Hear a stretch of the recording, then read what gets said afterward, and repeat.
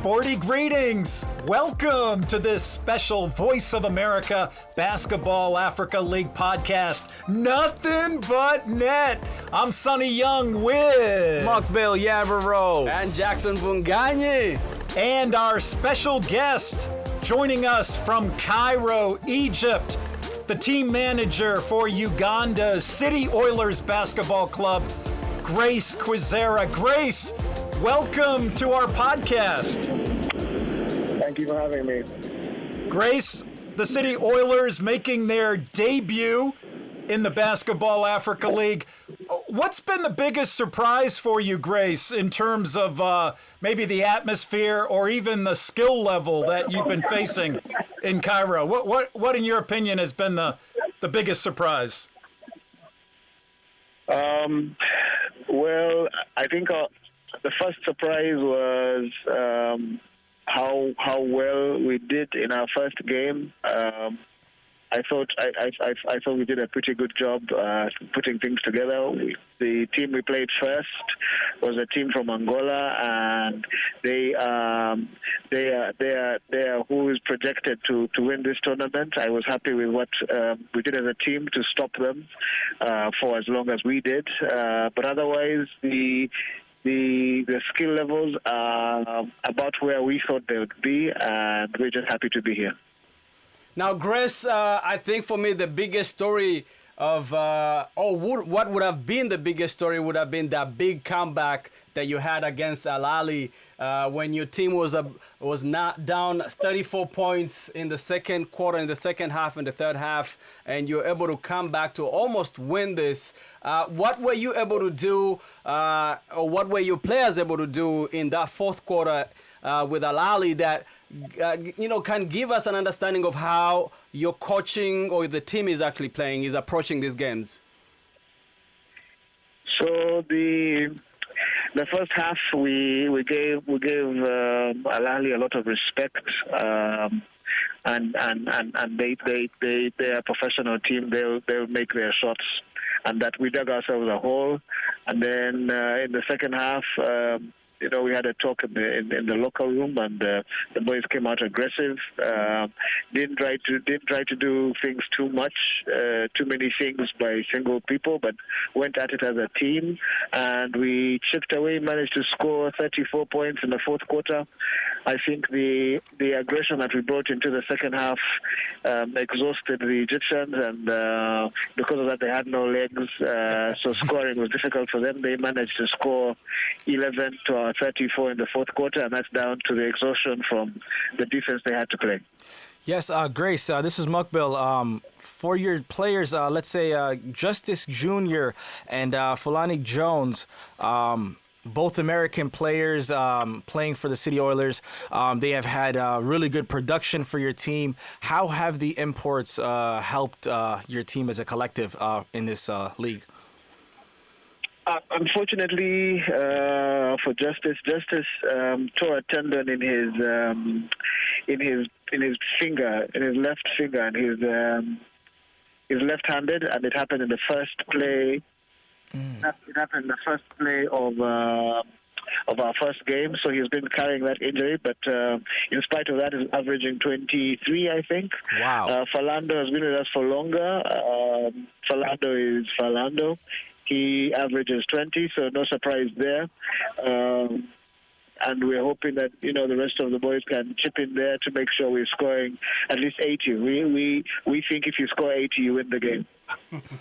Grace, following up on Muqbil's question, I know each team in the BAL is allowed 4 foreign players from outside where the team is based.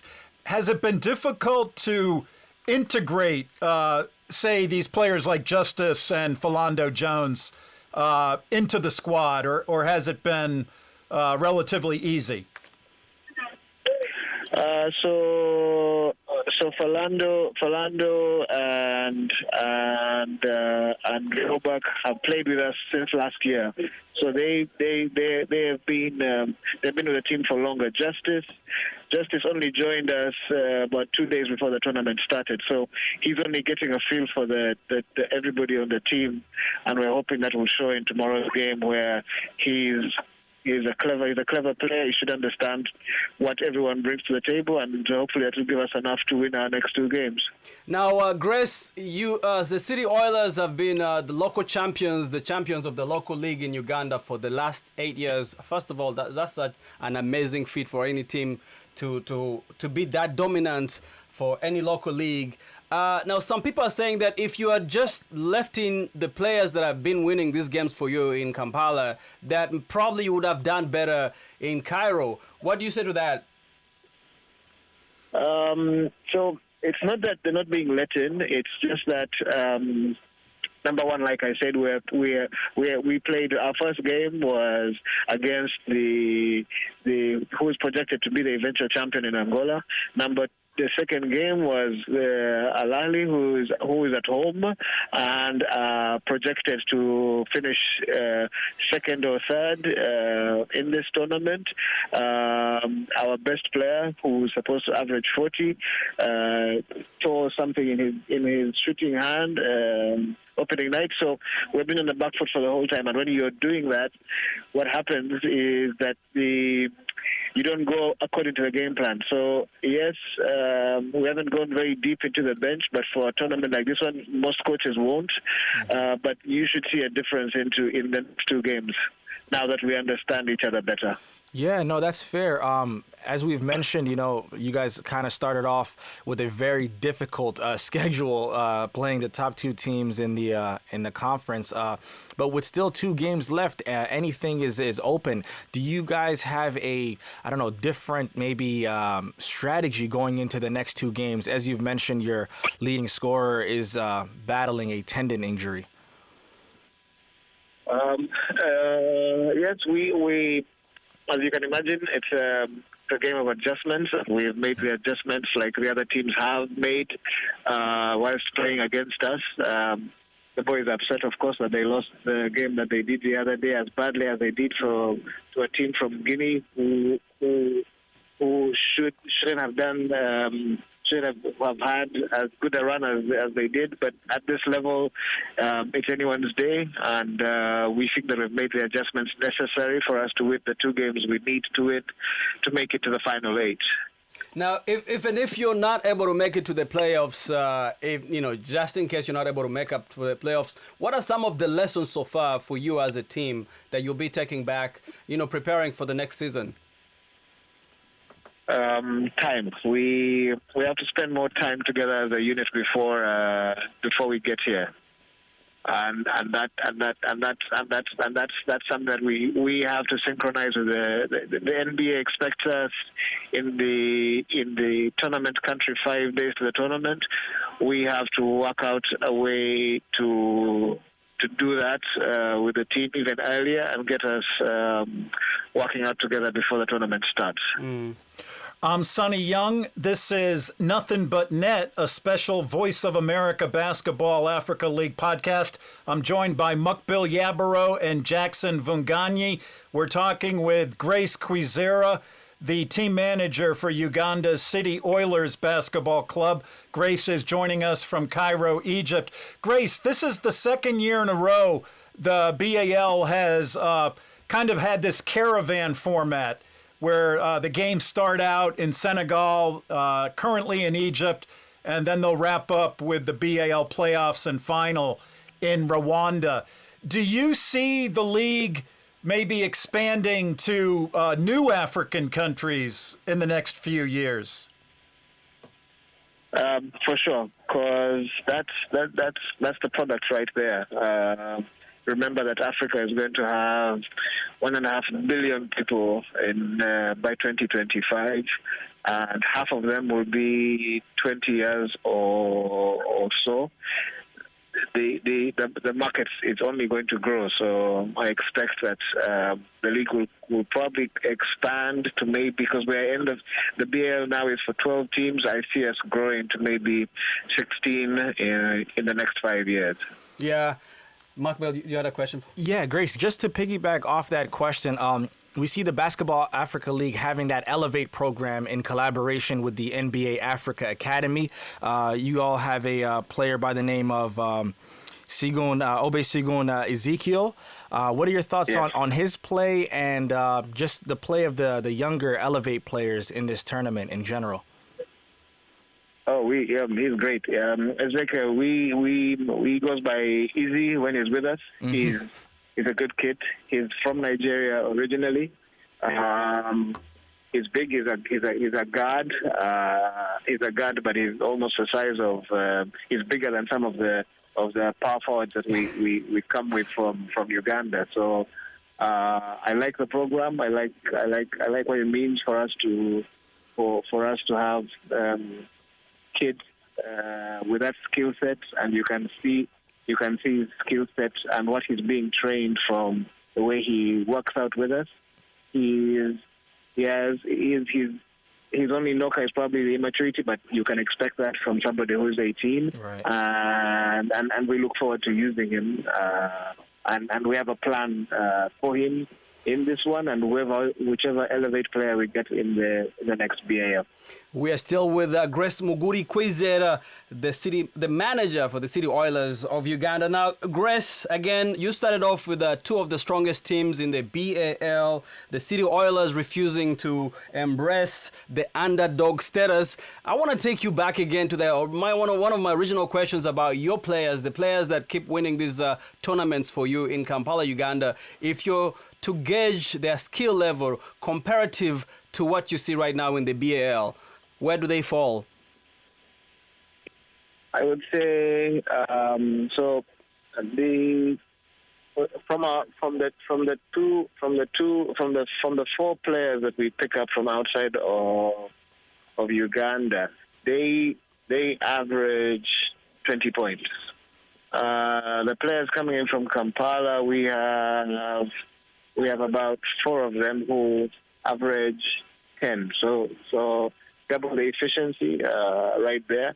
As far as the point guards go, which is our strength in Uganda, they're pretty matched in as far as getting the team going and facilitating. But as far as scorers go, you have a lot more coming from the players that are not from Uganda, which is why you add them to the teams.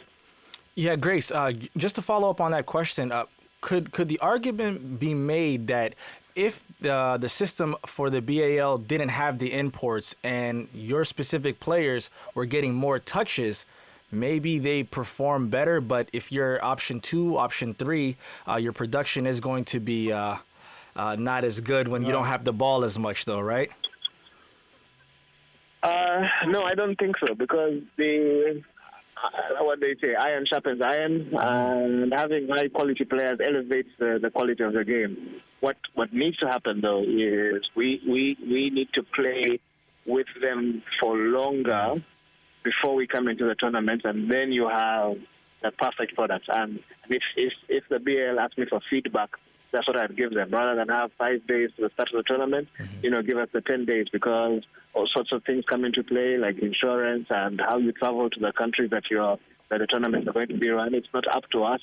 If it was, then we would go to the places much earlier, have this come to these players, and then we are ready tournament time. So the things that you see in the game that are not going the way we want them to go are growth pains from a group that's just getting together. Grace, before the Nile Conference games tipped off, we did a series of team profiles, and when it came to the Oilers, it really sounded like you have a passionate fan base. Kind of a two-part question. Have any of your local fans from Kampala traveled to Cairo, and what's been the general atmosphere at the arena in Egypt? So yes, we have 6 fans that traveled with us. We don't exactly have the means to get a plane load here. The crowd in the stadium is Egyptian, so they're quite they're quite loud. It's not as loud as it could have been, but apparently there was crowd trouble in one of these other tournaments held in Egypt. So because of that, many of the fans are staying away. But otherwise, it's an amazing stadium, and even the few that are making it in there really bringing the noise. Yeah, that is Grace Kwizera. Grace, before we let you go, final question. I know your mind is on the BAL in Cairo. Your team is playing, but I know you're also watching the NBA finals. Sorry, the playoffs here in the US. I know you very well to know that you're watching at night. Where is your mind? Who do you think has got it this year? Well, you have to worry about those Denver Nuggets. I think they are. I think they're a dark horse that no one's thinking about. Yeah. I mean, Golden State is a conversation you can never shut down. So I think I think the conversation is between those. Yeah. Grace, thank you so much for taking time to chat with us right here on Nothing But Net. Good luck for your next matches, and we know, low-key, we are rooting for you guys. Thank you very much. Thank you for having us, and let's see, we'll give it our best. Hopefully, we'll be talking again when we get to Kigali. Yes, sir. Yes, sir. Grace Kwizera, thank you for talking with us. I'm Sonny Young, joined by Muqbil Yabarow and Action Jackson Mvunganyi, Nothing But Net. Muqbil, as we head into Friday's games in Cairo, what do the standings look like, and what does the playoff picture look like? So at the moment, we have Petro de Luanda at the top, followed by Al Ahly Club. So both teams are undefeated at the moment. Petro has 4 wins and no losses with 1 more game left, so they are automatically through. We have Al Ahly with 3 wins and no losses. They still have 2 games left, but because it's a 4-team structure, they should also be through. We have Club Ferroviario de Beira with 2 wins and 2 losses at 500. Then we have Cape Town Tigers with 1 win and 3 losses. Seydou Legacy Athletic Club is also tied with 1 win, 3 losses. And the City Oilers that we just spoke to, the manager, Grace, as well. They unfortunately have not got a win yet. But the beautiful thing about this type of a setup is they have 2 games left. If they're able to win 2 games, man, They could make it to Kigali. Yeah, absolutely. they can make it to Kigali. You know, as Jackson was saying yesterday, having another East African team in the mix, man. that'd be nice. It would be nice. It'll be a nice little, when you look at all the teams from all the conferences, you got representation from a lot of the places. It would be nice. It would be nice. Getting back to Grace Kwizera, Jackson, I think that name fits him, Grace. Yes, absolutely. He showed a lot of grace. He's a man of grace. He showed a lot of grace. Well, what do you think about the Tigers, Jackson? I mean, for me, they're kind of a disappointment right now. I think the biggest disappointment was for Dwayne Wade making the trip all the way after the Met Gala in New York, shining in the stage, taking that flight, probably how many hours? About 10 hours flight to see Zaire Wade play yesterday, and then they lose. He played well. His son played well. Absolutely. But then again, it doesn't matter if he plays well if the team doesn't win. That's right. Good point. You got to win. Hey, but we've seen though throughout this conference, he's just gotten his footing down. He scored, I believe, 9 points in the first 2 games. 17 yesterday. So I think he's starting to come into his own. He still has that. I believe they still have that 1 game left against the City Oilers. The City Oilers. Yeah. Very pivotal game for them. Very important. Yeah, it's a do or die for them. Literally, that's the situation. But it's kind of a do or die for. Almost feels kind of like a play-in game, right? Yeah. For the City Oilers, because they haven't got any wins yet. They need to win both in order to have a chance to get through. Whereas Cape Town, for them, it's in the bag. If they can get this win, they're in there. Now, Muqbil, we both had a chance to talk with the Tigers captain, Peter Prinsloo, before the tournament. He told me that if they didn't make it to the final, it would be considered a disappointing season for them. Yeah, I think with the level of skill that they have, they came into it with, all this excitement, not only surrounding Zaire, but surrounding their team because of that, right? For them not to be able to make it to the next round is going to be disappointing, I think. Absolutely. For the entire, playoffs, I think, You have the support of a Hall of Famer. Man, you had D Wade courtside and Gabrielle Union. I wouldn't be surprised if Zaire were to make a switch next year, and swaps joins teams. Joins another team. Hey, We've seen that happen in the BAL. They do have they do travel well, don't Right. they? They have some veterans that just go to the best team of their liking. I wouldn't be surprised. This was really my first look at Zaire. Muqbil had told me about his G League time, but completely different player than his father. I mean, his father was more muscular, much more explosive. Right. And I see Zaire as more of a fluid, kind of a playmaker almost. To me, if I were to compare his game to, if we look at trajectory, right, what his game could look like at its peak, it would go the route of a D'Angelo Russell and see what he's doing with the Lakers. He can change his pace. He's a lefty. He's very crafty, very shifty, not super fast, not super athletic, but can get into the spots when he needs to. So that to me is Zaire at his best would be like a D-Lo, which is an excellent. Also have bad days and good days. Absolutely. As we all can. I think all players across the board can. But, if he is to kind of refine his skills, if he can get to that level, I think, a player like a D-Lo, and we've seen what he's been able to do to help the Los Angeles Lakers. Absolutely. Still with the Lakers and the NBA playoffs. Apart from the playoffs, the big NBA story this week, Action Jackson was Joel Embiid winning his first MVP award. The second African. Top individual honor given in the NBA. What was your reaction? I mean, this kid has been dreaming about this for years. He's pocket into existence and walked towards it, and he finally has it. What was his thing? Trust the process? Yeah, trust the process. The process was loaded. Yes. And it has worked well for him. I mean, second MVP from Africa. After the dream, Olajuwon won in 1994. That's quite a feat. And Embiid, I think he showed a lot of persistence. First 2 years, basically wiped out because of injuries.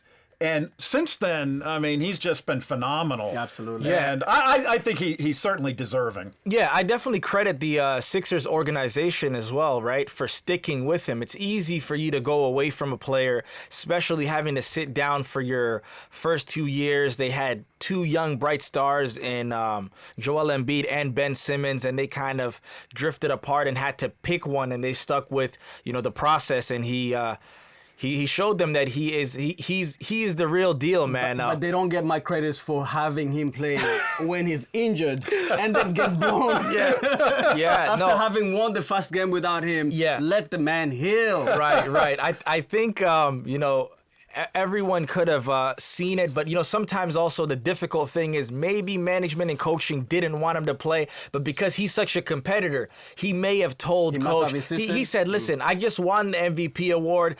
If I can help continue this lead against this team, when you have a Boston Celtics team against the ropes." You can't let that opportunity go. Right. So but on the other hand, you run the risk of re-injuring or not having him for the rest of the series and the potential playoffs. Yeah, I think it's a toss-up. If they end up winning, it looks like a great choice. If they end up losing, as they did, it looks like he could have sat out till Philly. So, 2020 is hindsight, right? Joel Embiid, two-time NBA scoring champion. Why don't we pivot back to the BAL? Who are the leading scorers in the BAL, Muqbil? Yeah, at the moment we have Dane Miller Jr. From SLAC leading with 23.5 points per game.